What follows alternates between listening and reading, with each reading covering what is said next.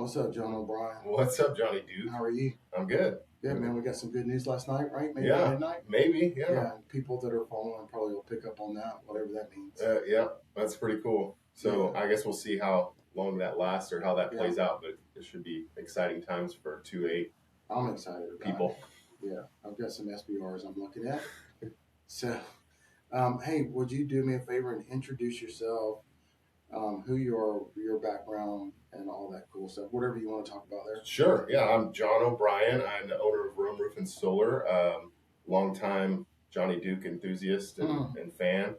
And I'm a lover of all things business and sales and faith and family and fitness and finances and future. Like I love all those things, and so we're just here to have a conversation. And you were saying something about 5S, right? Yeah, this kind of like right now has been my, I don't know, kind of guiding principles. I heard it on a podcast, funny enough, and I thought, man, that's pretty clever. I like that. You know, it's like get your priorities straight. You know, keep the main thing. And so, let's see. I served in the Army, joined the Army after high school, and then in 2000, then I transitioned from enlisted to officer and got to do lots of jobs. But in the Army, the whole time I was in the infantry, and then had an injury, was not going to be able to do infantry job anymore, and the Army pretty much gave me an ultimatum of like, you get to change jobs or face a medical retirement med board. Yeah. I didn't want to change jobs, and I felt like if I was going to be in the Army, the only thing I wanted to do was the infantry, and so if I was going to be forced to do something else, I might as well be a civilian and get paid to do that thing. And so went through the med board process and got medically retired in 2017, and then from there got into the roofing industry, and I'm sure we'll get into that. But it's been a fun ride. Well, I mean, I remember how I met you. Do you remember? Vaguely, yeah. No, I remember we were at some sort of little conference or leadership. You were at a leadership conference, and I think the first time we ever met, I think a different agent had brought me in to look at a roof on one of your listings, maybe. I think we had an interaction, and then I saw you at the conference, that place in Temple. And you're like, "Hey, Johnny Duke." I'm like, "Man, this guy remembers my name. Who knows me?" You know, because I don't know. I don't think a lot of people know me, but you were doing some kind of a coaching event too with the in the roofing industry. Yeah. But how you engaged, I was like, I think I want to do business with this guy, right? Yeah, cool. And then he became our selected guy. That's made awesome. It easy, made us look good. Yeah, it's great when you find somebody that you align with values-wise, that looks at your business the same way you do and operates in the same kind of thread, I guess. You know, like you're value aligned, and then when you're value aligned, it just makes those connections a lot easier. Man, so your rank was captain, right? When I got out. So along with that, I think I know what captains do, but there's leadership in that, right? Yes, sir. And I imagine you take that. I know you. I think you take that real seriously. Yeah. So I'll give you a little backstory on that. I started off enlisted, and then it was kind of an interesting thing. Is the people? This is not everybody's experience. This is my experience, but the people that I felt like were pouring into me the most and kind of encouraging me to be the better version of myself and strive for more were the officers in my life. And for most people, most enlisted people would probably disagree with that. They're NCOs. And don't get me wrong, I had great NCOs as well. Yeah. But I had these officers that I really looked up to when I was serving and deploying, and these guys just carried themselves different, and I saw that they really embodied like what it meant to be excellent in your craft and to pursue excellence and pursue greatness. And they challenged me, and then I saw that they had control, right? They had the power. And that was always cool to me because I didn't like the idea. I was a thinker and a challenger, you know, always. And I was a why kid. I was that kid that was like, but why, but why, but why? And I always wanted to know the why behind it. And then it seemed like that got pushback from a certain rank structure in the Army, and it got encouraged from a different one. Interesting. And so I was like, okay, that's interesting. And then they found out that my original plan and intent was to go West Point. I wanted to go to West Point. Dude. And so, but then 9/11 happened, and that kind of changed the trajectory of what I wanted to do. And I thought, oh well, if I go to college for 4 years, I'm going to miss this thing. Nobody knew it was going to be a 20-year war, right? And so if you look back at the first Gulf War, it was over pretty quick. Yeah. And so I thought, if I go to college, I'm going to miss this whole thing. And this is probably the war of my generation. So if I want to be a soldier, I don't want to miss it. So I enlisted instead of going officer. But then once we realized this thing was not going to be over quick, it was going to drag on a little bit. And I thought, if I'm going to do this as a career, I want to be in a position of authority to where I think I have pretty good ideas. And I like to, I want to be the chess player. I don't want to be the chess piece, if that makes sense. I mean, not to simplify or use an oversimplification analogy, but I just wanted to be able to lead and influence people and kind of get my way. And I thought, well, I was being encouraged by the officers in my life to say, well, then go that original route that you thought. And then I realized West Point wasn't really going to be, I could have gone to West Point, but it made more sense to me to go to be a part of an ROTC program, being prior enlisted. And so then went to Dallas Baptist University, got to go to a university that aligned with my values. Cool, and then participate in the ROTC program, and eventually earn a commission. And then, it was like, well, what do I want to do? I ended up graduating or commissioning. I think it was, I don't know, in the top 2%. So if you're in the top 10% of cadets in the nation, you get to choose your branch, choose your job. And 2%. So then I was like, well, I get to do whatever I want. And I kind of flirted with the idea of maybe going aviation for a little while to fly helicopters because I just thought it was cool. Cool. But then it was funny. I walked up to the line to write down what I wanted, and I thought, man, I want to be a leader of men. I want to be in the infantry. I love what we do, And so I just wrote infantry as my top block, and that kind of set me down that path. And and then so as an officer, it was neat. I got to be a platoon leader. I got to be a platoon leader for a really long time. I got to be an executive officer. Got to be an interim commander for a while, and then served as an HAC commander. And then eventually my last job in the Army was to be a rear detachment commander. And that was a growth experience, broadening assignment, but also very, very challenging. You're not you're not leading the men that are going to war. You're being left behind to herd the cats of people that were not fit for war, if that makes sense, right? Because they either didn't meet physical requirements or mental requirements, or maybe they got in criminal trouble and were being processed out of the Army. And so it was like, this is probably a bad term, but it's like all the rejects, right? All the people that you don't cut the mustard, you're not going with us. And so they leave those behind for the rear detachment commander to process, to either get healed mentally, get healed physically, or get processed out of the Army. So it was an interesting job, and it's challenging because you have nothing but everyone's problems. So the leadership skills translates into so we were talking last night, discipline, right? Yep. I mean, I want to talk about all that, like the discipline, the challenges, whatever you want to talk business-wise, your passions about all that. Yeah. I love hearing it, dude. This is what I love, actually, is all that, trying to get people motivated. Why are people succeeding? Why are people not failing? And is it their headspace? Is it discipline? Is it lack of skills? These are the things I'm real passionate about. Okay. Yeah. Yeah, I mean, for what it's worth, I think it's all about mindset, and I think that's the most powerful thing that we can control. And so I think motivation's cheap. I mean, I actually don't like the word motivation, because motivation comes and goes, and there's times that I wake up and I'm super motivated. There's times that I wake up and I'm not motivated at all. Yeah. And to me, I think it might have been Mike Tyson that defined discipline as doing the things that you know you should do despite you not wanting to do them. Right? And that's discipline. And so to me, discipline trumps motivation every single time. Okay. And so if you want to be successful in anything, it's stop relying on motivation and start relying on discipline. Start like practicing discipline in your life, and it'll change your life. Like we all get motivated around the beginning of the year to set resolutions, and I want to lose 15 pounds, or I want to do whatever. I'm going to start going to the gym.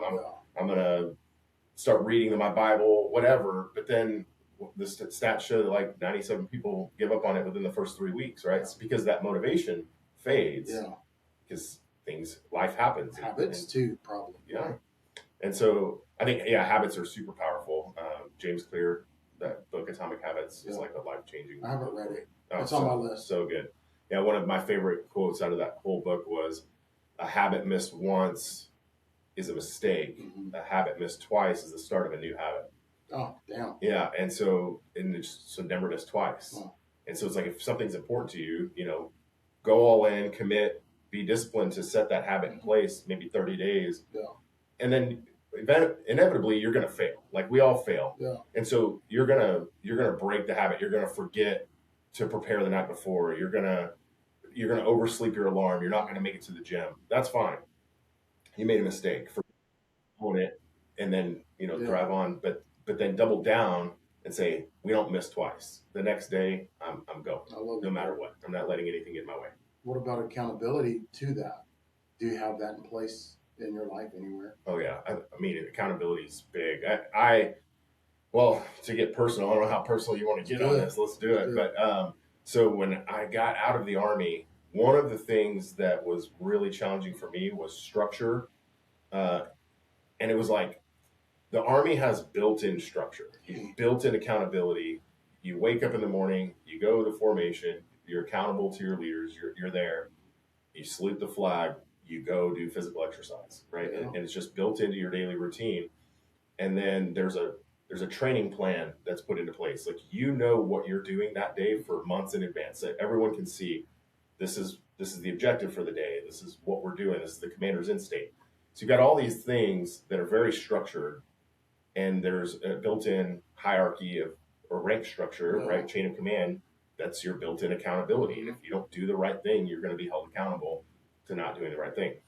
When I transitioned to be a civilian, it's like, oh, there's no chain of command. Yeah, freedom. It's freedom, right? And I did not do well in freedom for a while. Yeah. Like I struggled with building a daily structure. How do I build accountability into my life? And you don't realize the importance of something or the value of something until it's missing, right? And so it took me a while, but I noticed I was kind of floundering. And the first thing I noticed where I was floundering was business, because I'd be just sitting around, I didn't have anything to do. Yeah. And it was kind of quick that I had to go, okay, I need to build some sort of ideal daily schedule, ideal weekly schedule, ideal monthly schedule, and setting goals and backwards planning those goals. There was a lot of principles that, in Army leadership of like, I built training plans in the Army. Yeah. How can I build a training plan for myself? Right. Let's do that. And so that happened quicker. And then the one thing that I never really figured out for a long time was the fitness aspect.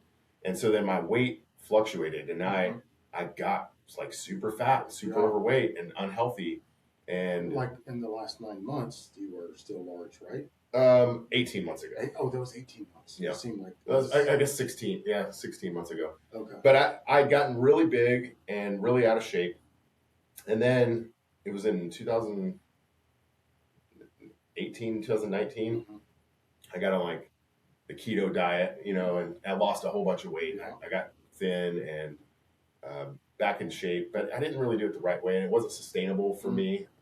Nothing against keto. Yeah. The best diet in the world is the diet you follow, right? So it doesn't matter whether I've tried them all, I've done everything, but it wasn't sustainable for my lifestyle. I just realized that, and so it didn't stick. And then I slowly gained the weight back, and I didn't build the structure into my life. Interesting. And so it slipped a little bit here, a little bit there, and the standards slipped, and the habits missed twice, become new habits, and before you know it, I was looking back in the mirror going, man, like you spent 6 months, getting slim again and looking good. And then now here we are 4 years later, and you're fatter than you were, it's like, and it's like, oh man.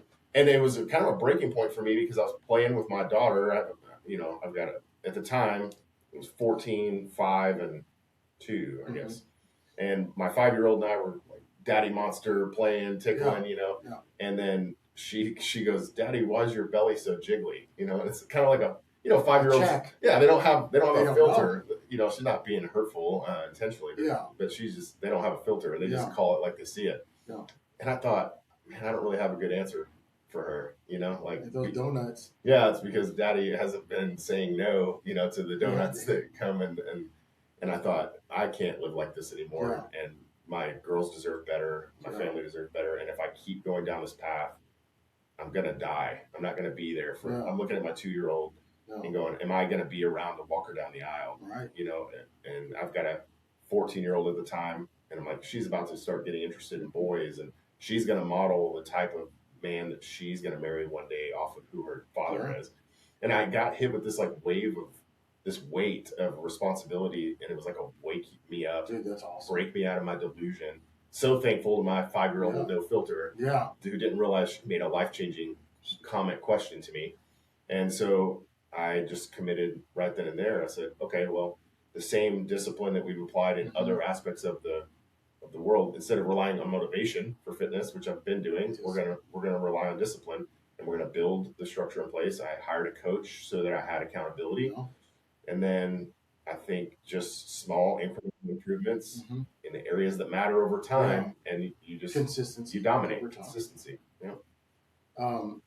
So I love that journey you've been on, and I've seen that transformation. Very inspiring. Thank you. Yeah, I kind of failed on that part a little bit. That's all good. A little bit, but I've been consistent with my pull-ups. But I mean, I'm a psycho for my pull-ups. Yeah. My push-ups. I do all that stuff. I can do right now about 35 push-ups, which is pretty good for almost 60. Yeah. 250 pounds. For sure.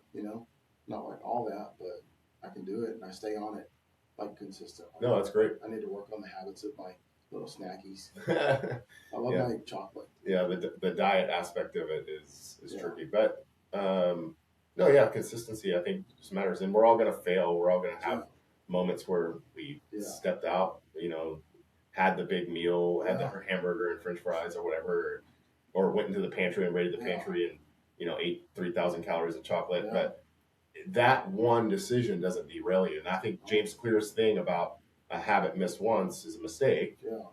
And a habit missed twice is start a new habit. It's so powerful because it gives you flexibility.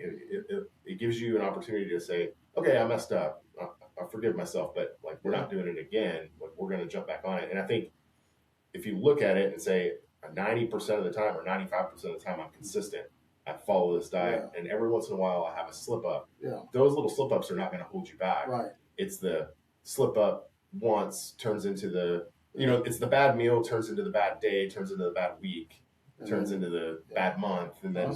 I was just telling our agents, I was like, what's your daily schedule? The structure part you're talking about.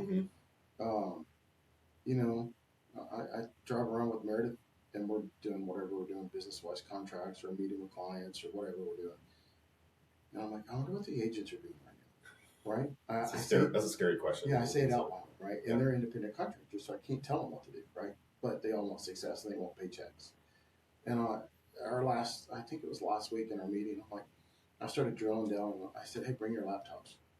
And I actually said, show me your calendar. And then show me what's on your calendar. And if you open mine up on the laptop right now, I don't have anything on my calendar. Okay. That sounds horrible. Sure. But Meredith Duke, Director of Operations, and my boss, I'm like, Meredith, what am I doing today? She's got it all color-coded and detailed and precise, right? Okay. That's my calendar. She's my accountability partner. And we go forth and conquer. And I was asking the girls, and this is simple, basic stuff.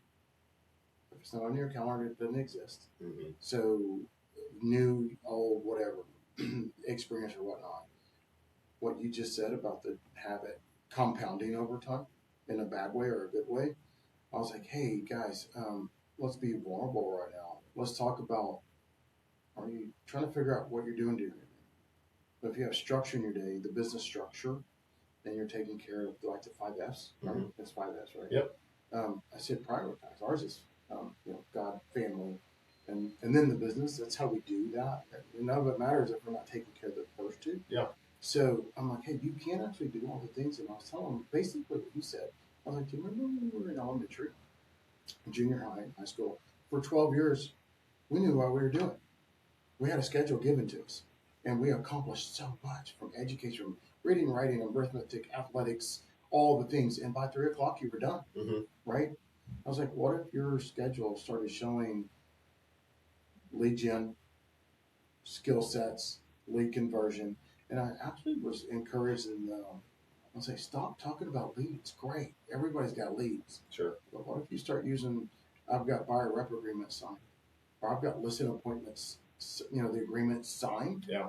Because that's when the paychecks come. And then what about skill development and all the things? Gary Keller says we've all got 24 hours homes. But what people do in that 24-hour day matters. So true. So if you're drifting in your day, and back to the what are my agents doing today? I'm not going to name any names, but I've got one. And I often think, is she at the pool? Is she in Austin partying? Whatever. And we had a real conversation. I'm like, hey, you need to get a calendar going. And if you are missing today, drifting today, trying to figure out life, trying to figure out business, then that happens tomorrow and the next day and the next day is exactly what you said. Then you've lost a week, then you've lost a month, then you've lost a year. And then guess who gets blamed? Generally I do. They're like, oh, my broker sucks. Honestly, that's what we hear. Yeah. Or I'm not getting what I need. Sure. And I'm just going to tap into this real quick, not trying to pour this on me here. You're good. But on our business conversations we have, I'm like, hey, me and Meredith needed to be around some big fish. And we're down here in Austin at the Southwest Market Center. 1,200 agents down here. Some of these agents are selling 500 homes a year. Some of them are literally like in the 150 million a year. And I have to be around them. I don't want to be just, in an ivory tower barking orders. Sure. Lead by example, right? Yeah. So the leadership stuff, the 5 F's. Can you talk about those and your passions about those things? And is one of those F's like the number one? Oh yeah. So, well, real quick, I want to touch on something you said. Yeah. And that's the importance of a routine. It's so important. And I think I actually learned from a realtor or broker a cool way of doing that. And this translates, and I'm sure a lot of your audience is real estate, but everybody. Yeah. Okay. Everybody. But it was Ryan Serhant. You know him? No. Okay. Ryan Serhant laid out kind of how he breaks up his calendar into finder, keeper, doer time. And so he would block off and time block. And I found, for me personally, time blocking is the best because different things and different aspects of your business require a different part of your brain. Amen. Right. And so there's times you need to be creative. There's times you need to be analytical. There's times you need to be persuasive. There's times you need to be, dialed into leadership and empathy and right. And those are, if you're constantly being pulled in a million different directions and having to operate with and put these different hats on, you're not going to be very effective, right? So, but if you can time block and say, okay, we're going to create some social media content, we're going to do whatever, and so I'm going to put my creative hat on and think, and I can get into that mode, and I can time block that for a couple hours. Then I can get into a flow state or a zone in that thing. Yeah. But if I'm pulled into a financial issue that we're having, or some supply constraint issue that I'm having to deal with as a roofing company owner, or whatever the problem is, it takes me out of that creative mode, right? Yeah. And so time blocking but the finder, keeper, doer is like finding new business, prospecting new business, and the importance of time blocking time on your calendar to say, how am I going to go find new business? How am I going to break out of obscurity and make sure that people know that I exist? That's so important for real estate. So important as a roofer, in sales in general. It's like if people don't know you exist, they're not going to buy from you. Oh yeah. Right. And so, but blocking off time intentionally to say, I'm going to be a finder today, or this morning, the next 4 hours, I'm prospecting, I'm calling expired listings, I'm doing whatever it is that whatever your version of that is in your industry. The principle translates. The what you're doing might be a little bit different, but then it's the keeper time. It's going, okay, I have a pipeline, I have a network, I have people that trust me, I have past clients. Yeah. How I'm going to keep those relationships Mm-hmm. flourishing Yeah. and engaging, and I'm going to keep, Mm-hmm. I'm going to move the ball down the court on some of these deals. How do I get it to the next step? What's the next step for this file? Yeah. Like, and keeping those things moving and keeping the business that you've already won, Yeah. so you don't lose it. How do you improve your fighting position, or to use a military terminology of like, I'm just constantly going to improve my fighting position. And then it's the doer of like, what are the boring tasks that you're avoiding, the things in your business that you just need to do, like the work just needs doing, and nobody's coming to save you, nobody's going to do it for you. And that's the going through your email, following up, it's making the phone calls, or whatever it is. That doer thing is going to be different for every person, but it's okay, time blocking that off, because you got to get in the right mental frame of mind to do intentional follow-up. Okay. And if you've been shooting TikToks and you're in creative mode, you're probably not going to be very efficient at follow-up, right? Or it doesn't sound fun. But if you block that off, and once you do that first phone call, you're like, okay, it wasn't as hard as I thought. Now I can get into it. And then you get into a flow state. Before you know it, you're having great conversations with people, and you're following up, and you're doing the things that you need to do that maybe you don't enjoy doing, but when you get into a flow state, it just becomes easy. So I don't know, take that little nugget, finder, keeper, doer, and time blocking those things off. I think for a new agent, for me as a new salesperson, was powerful. Even though it was coming from a real estate agent, I'm not in real estate, but I thought a lot of these principles are just they to everything. Yeah, they translate to any industry, and so I really enjoyed that. Okay, so back to the 5 F's. Faith. And I say them in that order: faith, family, fitness, finance, and your future. And so if we were to just give a brief summary of each one, it's faith. For me, I have no qualms about saying I have faith in Jesus Christ, right? It's my Lord and Savior. Amen. Now, but I think faith in a higher power for anybody, ultimately I want to point you to Jesus, right? But like, you just not being the center of the universe is good. Amen. Like, that's a step in the right direction. So you believing that there's more to life than you is gonna put you it's gonna make you a better human in general. And then, that takes intentionality. It takes you dying to yourself and being willing to admit that you need help. That we're all sinned and fallen short, right? Like, I'm not perfect, and I need to seek wisdom from the eternal God of the universe, right? Like, if I think that I have it all figured out, I'm wrong. And so, but being intentional about growing your faith and having that just leaks into every other aspect of your life. If you're right with God, I feel like that's the starting point, right? That's the foundation. Can I call that almost an SOP? SOP, right? I love it. Like the number one SOP. Yeah, it's number one. And so, and then your family. Yeah. As Christians, we look at it as like our first ministry is to our family, right? And so, sure, we're called to make disciples, but so many people look at that and they look out, and then they abandon their first ministry, which is their home. Yeah. And so, like, my first obligation, my first responsibility, my first duty is to my wife. I love that, dude. And then second to that is my kids. Yeah.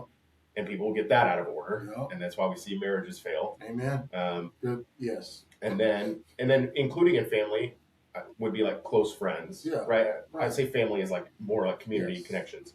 And then one step outside of your close, tight-knit friend group is your community. Right. And so when I say family, I mean my wife, my kids, my closest friends, and then my community. Right. And so it's like, what am I doing every single day with faith to get closer to God? With my family to make sure that my marriage is strong. Yeah. It's a foundation for my kids that they see how a father should treat a mother. Right. They're getting a good example of that. Am I setting a good example? Am I leading well? Am I being quick to ask for apologies and repent whenever I make mistakes? Because I'm not, right? Setting those examples with my friends. Am I pouring into my friendships? Am I taking time, making time, right? Because like you said, we all get the same 24 hours and excuses, everyone has them. And they're very easy to make excuses, but you have to, community is so powerful, and having the right people around you. I'm actually walking through something right now with my teenager of like the importance of the friend group is like, ooh, boy, like who you allow to influence your kids is so important. Yeah. And we have to take responsibility of that. And I'm kind of being slapped with some of that right now, right? Being convicted and having to walk through some of that. But you taking control of who you allow to influence you from your friend group. Yeah. Who's your inner circle? And then what are you doing every day to make your community better? Yeah. You know, and some people go into service, some people serve on boards, some people volunteer, give, whatever. They're pretty big on that serving, man. I know y'all both do that. She's got that servant's heart, dude. Yeah. She does. That's awesome. Yeah, and I know y'all are in a lot of those things. Yeah, we're in a lot of the things together. I know. I'm like, damn, that's awesome. I love that. So yeah, faith, that covers faith and family, and then fitness. Mm-hmm. Part of me still feels like, hopefully I don't sound like too much of a hypocrite, because I've spent a lot of my life plugged into fitness, and I've spent a pretty good chunk of my life, pretty much the last decade, not being plugged into my fitness. Yeah. But I think if anything, it gives me the credibility to say, look, I've been both. Yeah, dude. I've been fat, and I've been super fit, and being super fit is way better. Heck yeah. It is way better. It just, if you're making excuses to yourself of why you're fat and overweight and unhealthy, and you're not getting good sleep, and maybe you're struggling with sleep apnea, whatever, because you're overweight. Yeah. If I can encourage you, like, just take ownership of it and start taking small steps. Oh, me too. That's my thing. I'm like, sorry. Yeah, no, that's all good. I think Ed Milet said, there comes a point in every boy's life when he realizes that nobody's coming to save him, and in that moment he becomes a man. Yeah. And some people never get there, right? Dude. And I love that. And it's like, because you have to realize you can make excuses, and like, their excuses are cheap though. Yeah. And like taking ownership and really saying, I'm fat because I have not been controlling what I put in my mouth. Yeah. And it's nobody's forcing food down my mouth, right? Like nobody's forcing me to eat these calories. And you can blame the food industry. You can blame the fact that the tobacco or the trauma. Yeah, trauma, thyroid, genetics. There's a million excuses. But ultimately it comes down to, and we're judged by that too. And it's unspoken or spoken. For sure. I actually love that. And people call me out, right? I love it. Mm-hmm.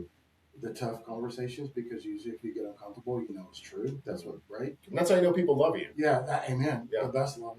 So, dude, those are all things I love. No, I want to go deeper on this, but I'll wait. No, it's all good. Well, I just think that once you get right and you get healthy, your outlook on life is so much better when you feel good, right? Like when your body feels healthy and you can move, and you're not winded going up a flight of stairs, and you don't wake up and you've got all this aching. When you're walking around like I was at 300 pounds, and my knees always hurt, my ankles always hurt. I wake up out of bed and just the first thought is like, my body hurts. Yeah. I didn't get restful sleep because, probably having some sleep apnea going on, right?